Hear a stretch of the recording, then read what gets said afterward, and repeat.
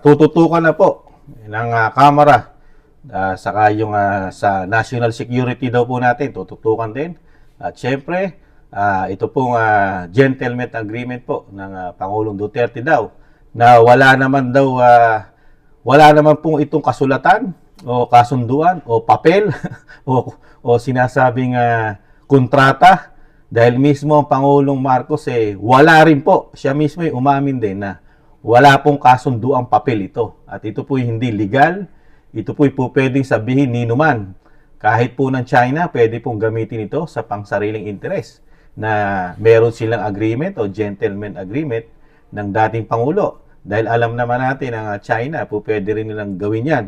Dahil unang-una, nagkakaproblema ang Pilipinas sa kanila ngayon dahil masyado tayong agresibo ngayon. At yung ating policy po ngayon ay hindi na yung katulad nung panahon ni Pangulong Duterte na